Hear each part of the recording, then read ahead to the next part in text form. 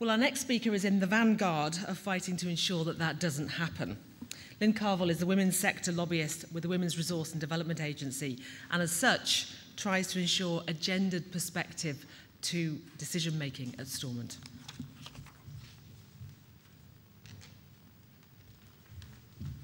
Thank you very much, Julia, and good afternoon, everybody. I'm the last but not least, and on the young cohort side, sorry Tracy, but hopefully I'm just putting myself there of this morning's session, and I think that was on purpose, it obviously was. And before I start, I want to just apologise to anybody who has heard me talking about this before. I do try to mix it up a wee bit. You know, it's a different audience today, and I know I've spoken, or many of you will have heard me talking about welfare reform. So apologies in advance, but at the same time, you actually cannot hear this message too often.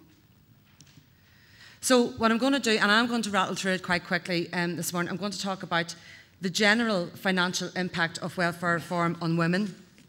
But I'm going to look a wee bit more specifically at universal credit, which is meant to make work pay.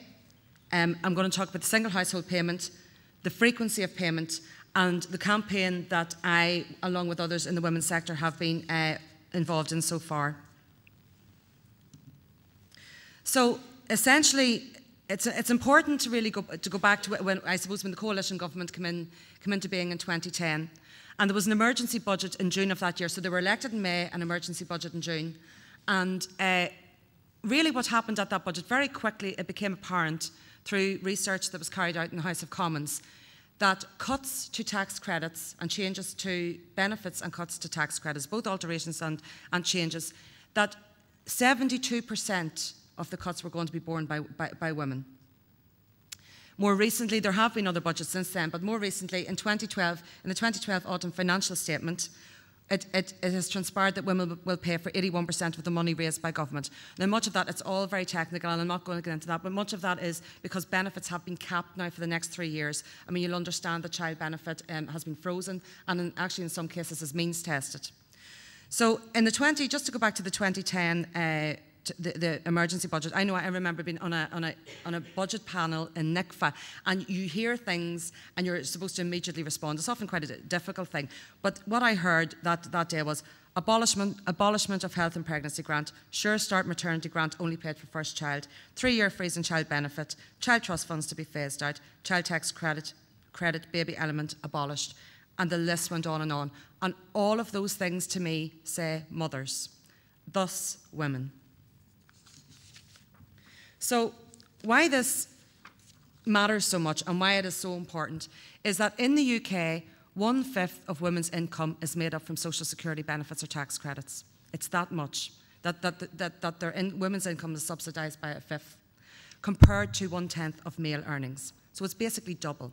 Now, I think that's quite a stark figure, because you kind of think, when you think of social security, you think of male unemployment. I mean, that's what's in my head, but it isn't actually the case. It's actually more women are subsidised through tax credits and benefits. They are disproportionately reliant on social security to subsidise their income because, and we've heard this all morning, they fit their working life around caring responsibilities. Women are much more likely to work in part-time and low-paid jobs, and they're more likely to be the parent who is juggling employment and domestic responsibilities. All of this will make complete sense to us. So just to go on to universal credit, and this is one huge aspect of welfare reform, but still a very tiny bit within it all. Universal credit will be the new both in-work and out-of-work benefit for people of working age.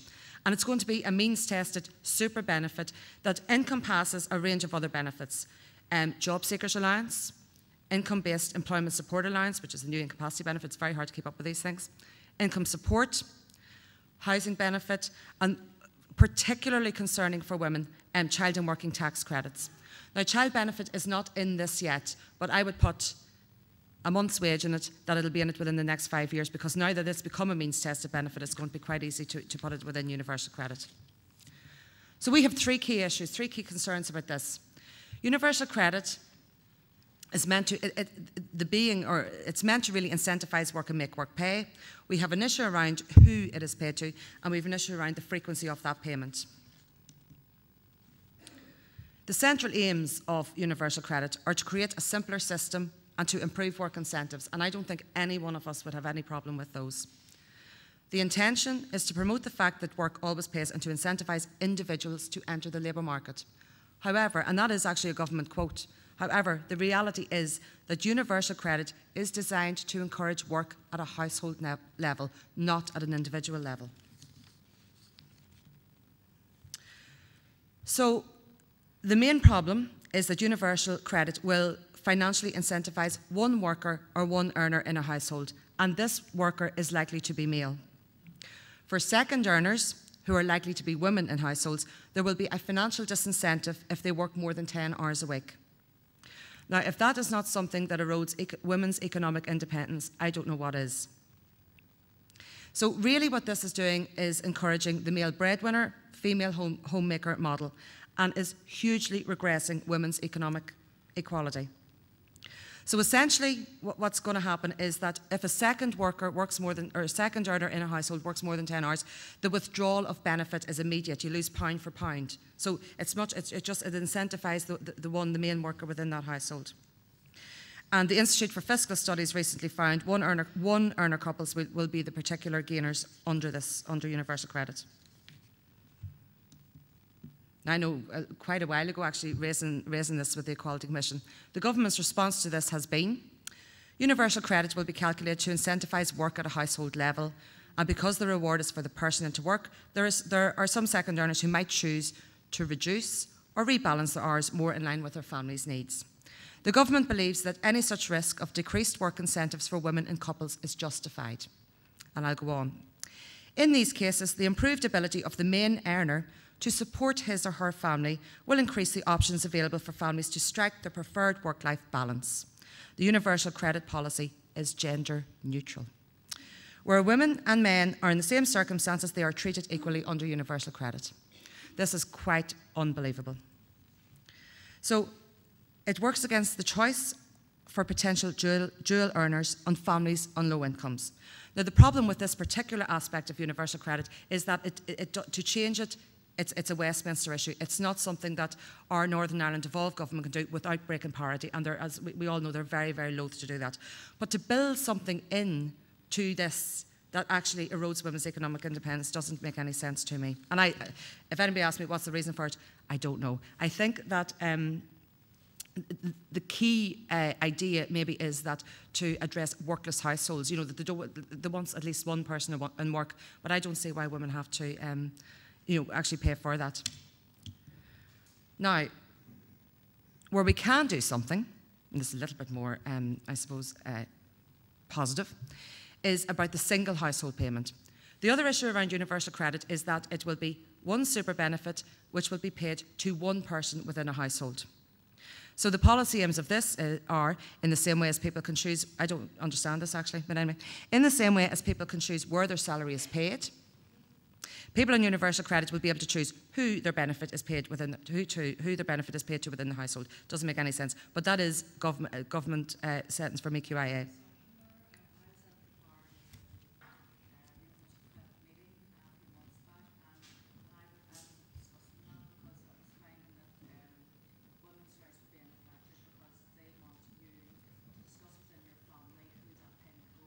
Mm-hmm.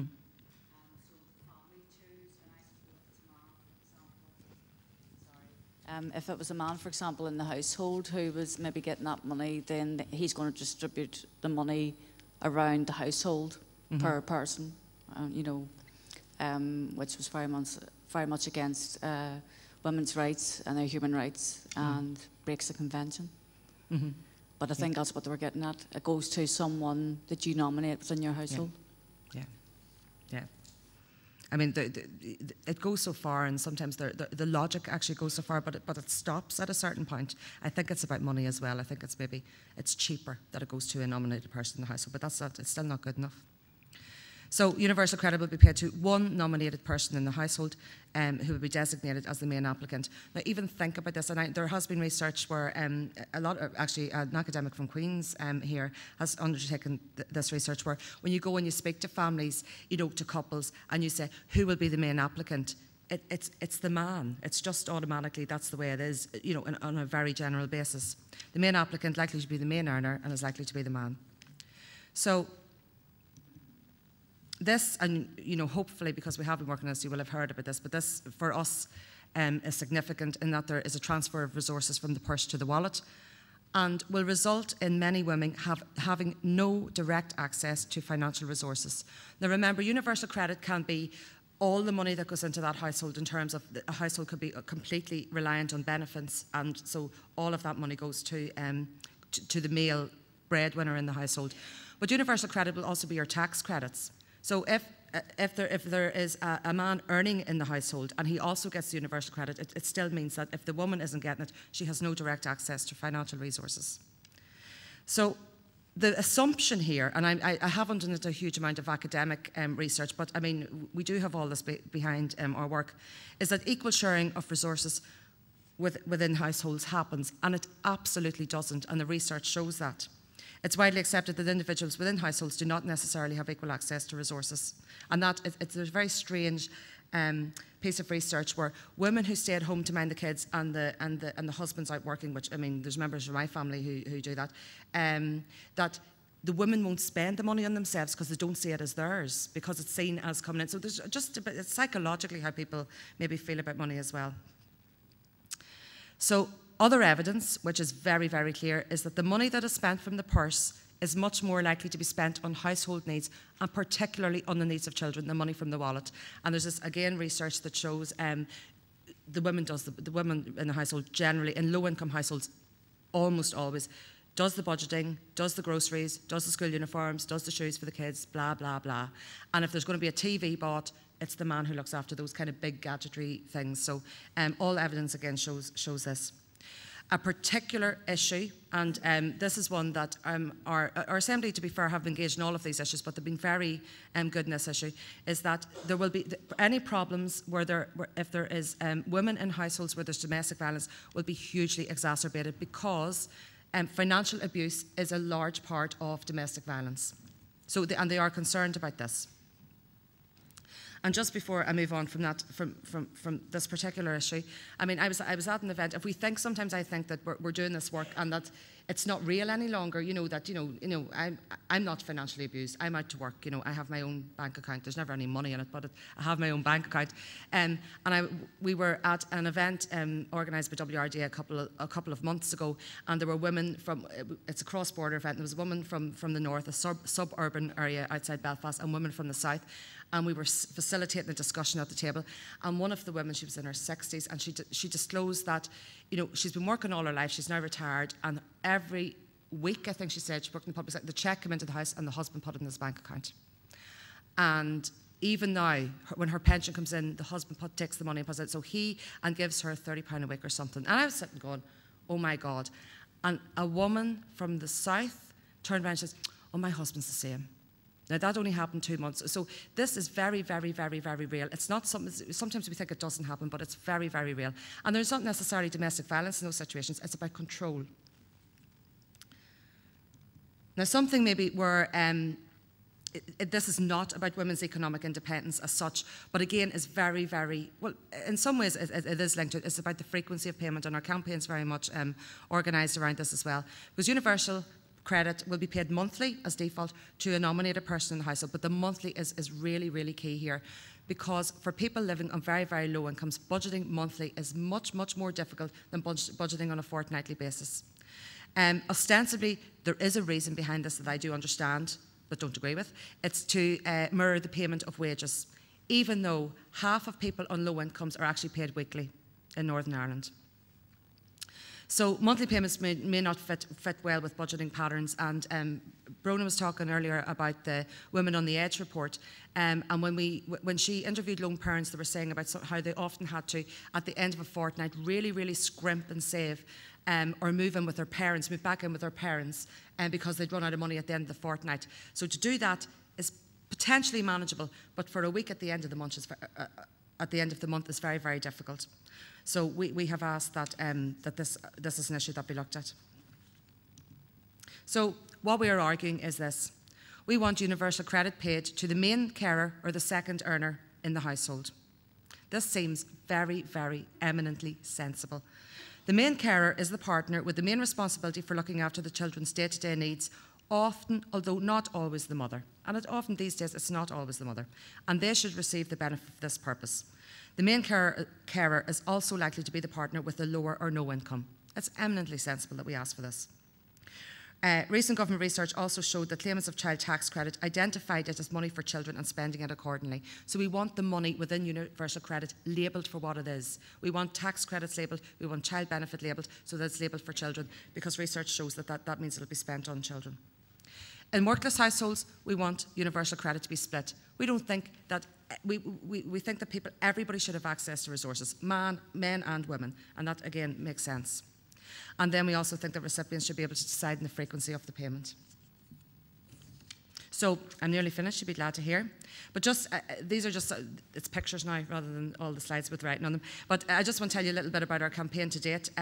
Rona talked earlier about our women, the Northern Ireland Economy Women on the Edge report, and that was launched in 2011. I know a lot of you here will know about this report. It's really seminal piece of work, really showing women's position, their economic position, their position in the labour market, their income, and it really has provided us with a brilliant, robust evidence base for any lobbying on all the issues that we have that we've been working on over the past couple of years. And actually, we have copies of it if anybody wants them. You can see me later. So that's our evidence base. We have been going round with Reclaim the Agenda, and some of my colleagues are here, and we've been going round and talking about the content of the report and talking about welfare reform and going out to community groups all around Northern Ireland, informing them and spreading the message of women's position and about welfare reform and what's been happening. And we've been drawing up then, I suppose, at another level, a more strategic level, we draw up briefing papers and we inform MLAs. That's part of my job, which I do, the Gender Focused Briefing Bulletin. And the Department for Social Development Committee, the Women's Ad Hoc Policy Group, of which I'm a member, and Brona and some others, we have been called to give evidence to the Department for Social Development Committee twice now in the last year. And the report was published this week, and I'm really glad to say that our comments have been peppered right throughout it. So we have made somewhat of an impact. Now, I was so delighted to be able to put this in my presentation today. This has been hiding in our computer in WRDA. It was Meg Nesbitt, and then because I must have had another presentation, I said, no, we'll have to hook out Nelson for this. So I think I was at the conference, DUP Party Political Conference with Foyle Women's Information Network, and what we've been doing is very, very simple. Just protect women and children and welfare reform. Now, there is no politician that can deny or say, actually, no, I don't want to do that.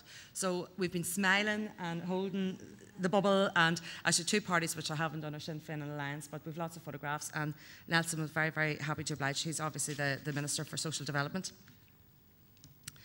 And then we've engaged in some healthy activism with Reclaim the Agenda, and we've had our empty purse protest, and I mean, it actually has been so powerful, because this is about empty purses, and all it took was our banner, you know, that was drawn up, pulled together really, really quickly, and we turn up sometimes outside Social Security offices or outside MLA's offices, and this one was outside Stormont, and we're very, I wouldn't say we're quiet, but we're peaceful at least, but again, it's just about getting our message out there. And then finally, I leave you with this. You'll have some postcards on your table. Last week, we've launched the web-based aspect of this campaign, which is the Empty Purse campaign. And I would really urge you to please to take part in this. We're going to have a computer set up outside where you can go out. All you need to do is put in your postcode, your email address, and your name. And it takes 30 seconds to email your 6 MLAs. And what you're asking for them in letter, it's all there, it's all explained. But what you're asking for is that universal credit is paid to the second earner, or the main carer, or the second earner in the family, and the people have the choice of what to pay them. So we want women and men to sign up to this. We want you to do it. And take the link is on the back of your postcard, and then we want you to get your partners to do it, and then we want you to get your friends to do it, and we want you to send it around Facebook. We have about 500, and I really would like to get up to 1,000 at the end of this week. This being International Women's Day week, as it's turned out to be, so I'd be really grateful if you would do that. And I suppose in conclusion, I believe this is potentially the single most ferocious attack on women's economic independence in my lifetime, certainly. It really, really is driving us back 56 years. But it's also totally unnecessary. It's absolutely unnecessary. So please join the campaign. Thank you.